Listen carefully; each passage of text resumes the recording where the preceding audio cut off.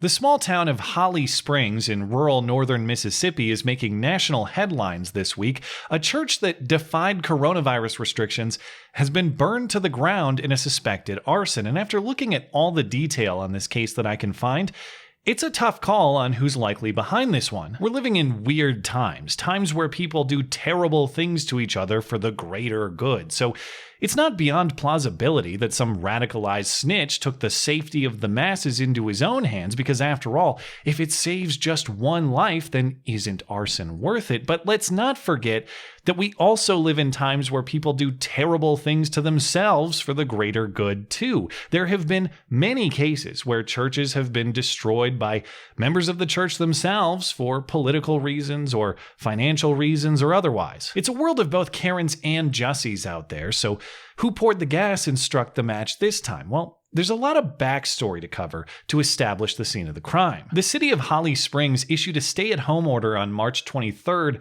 requiring all non-essential businesses to close in-house services. Churches were included on that list, but Pastor Jerry Waldrop of the First Pentecostal Church chose to defy that order. He says only during inclement weather when outdoor services were not possible. During a Good Friday service on April 10th, police visited to issue a citation to the church for its defiance. That encounter was recorded by the pastor's wife. The reason why we got called here because there's a city ordinance about a group of people we can have. First Pentecostal Church of Holly Springs being fined for having church. The pastor informed his congregation that they were being told to disperse and warned that this is how socialism will come to America. Well, we had some guests show up and said we have to disperse. This is the way it's going to happen with socialism and the mark of the beast. And people are going to cower down and accept it because they're going to say it's the best for us. Right.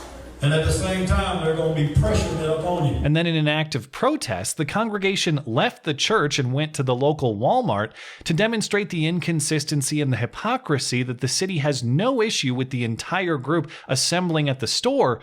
They just have a problem with gathering at church. Just to prove a point, every one of us got in. Our whole entire church group in Walmart. But we can't assemble in church building. 10 days later, the city issued another citation to the church for hosting a midweek Bible study, prompting the church to file a federal lawsuit on April 23rd, alleging First and 14th Amendment violations. And in response to that filing, a federal judge issued an order the next day allowing the church to hold drive-in services. And since that order, the church has been holding services using these alternative methods, not inside the building itself. And that was the state of things for nearly a month. Fast forward to early Wednesday morning, and mysteriously, the church is burned to the ground. If you take a look behind me, you can see that there is not much left here of First Pentecostal Church in Holly Springs. The pastor, of course, devastated, and despite a lawsuit against the city, he says he's going to focus on rebuilding. Investigators say they've collected enough evidence to declare this fire an arson. We don't know what all of that evidence is yet, but we are aware of one obvious piece. The parking lot at the church was spray painted with the message, quote, "Bet you stay home now, you hypocrites."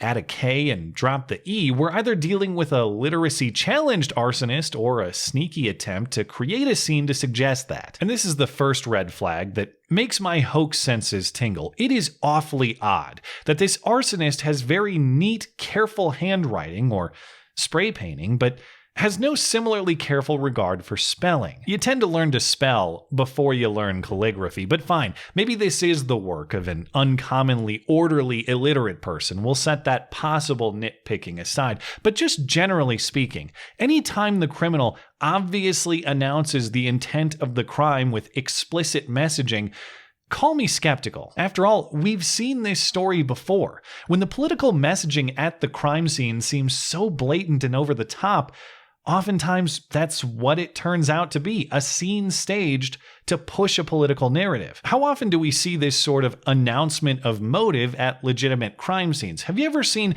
"I killed the bitch because she was cheating" spray painted at the site of a domestic murder? Most often, the crime gets committed, and then the rest of the criminal's actions are focused on getting away with it, not providing more clues. Other reasons I'm skeptical of this story as told our timing. At the time of the fire, the pastor and parishioners were out of town, reportedly on a trip to Texas, and they learned of the fire through police contact the night of the blaze. I can't find a lot of additional detail reported about this trip, but I think it's reasonable to assume that this trip was planned, not spontaneous, if large portions of church personnel are going. It could be a perfectly legitimate alibi, don't get me wrong. I just think it's odd that the supposed arsonist waited until this perfectly legitimate alibi was in place. Because the other timing question to ask is, why now? If this fire was indeed set by a radicalized Karen, why would she wait weeks after the height of the controversy? The backlash against this church was strongest when they were still gathering in person, but they haven't been doing that lately. They've been doing those drive-in services and other alternatives, and according to an on-scene reporter, they haven't even used the church facility for weeks. Because of the coronavirus, they have not been meeting here, like many churches around the area, for probably weeks now. And as far as the ongoing lawsuit, that too has been mostly quiet, stalled in the courts for weeks like most things during lockdown. Holly Springs City Attorney Shirley Byers says there was a brief court hearing in April where the motion was denied because there wasn't enough time for the judge to make a decision. She says although the complaint it has not officially been served, meaning they can't move forward at this point. Except for one key piece in the suit that I think this local news story may have missed. After the court issued that order allowing for drive-in services,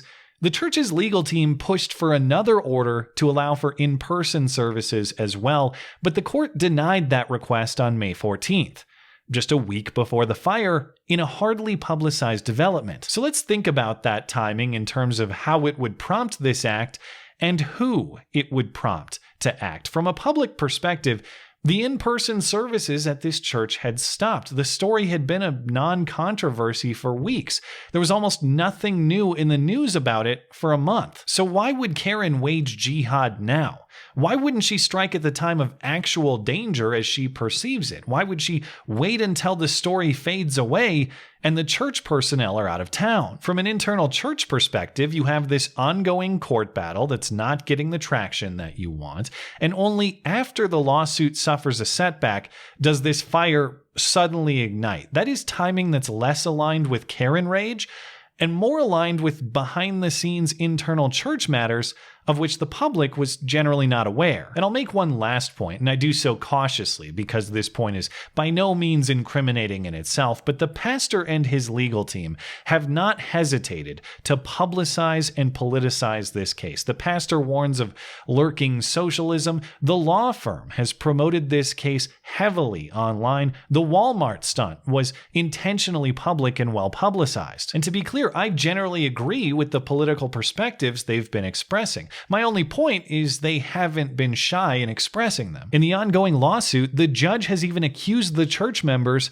of treating the controversy as a game, enjoying the publicity it generates. So make of that what you will. It's just opinion, it's not fact, but if we're supposed to consider it obvious that a Karen jihadi would weaponize her politics by arson, I think we ought to question whether a stunt like that would be at least equally plausible coming from this politically outspoken church itself. Either way, it sounds like we could find out who's responsible sooner rather than later. According to a local reporter, investigators have sufficient evidence to pursue an arrest. The officer with Marshall County Sheriff's Office, I believe it's Major Kelly McMillan. Kelly McMillan told me on the phone that there was enough evidence there collected at the scene that they're searching right now to connect that evidence on the scene with a suspect. Unclear if that means they have a suspect identified already or if they just have enough dots to connect to one theoretically, but in any case, we could get an arrest and a charge anytime. And this case is a near coin flip in my judgment, so you know what that means.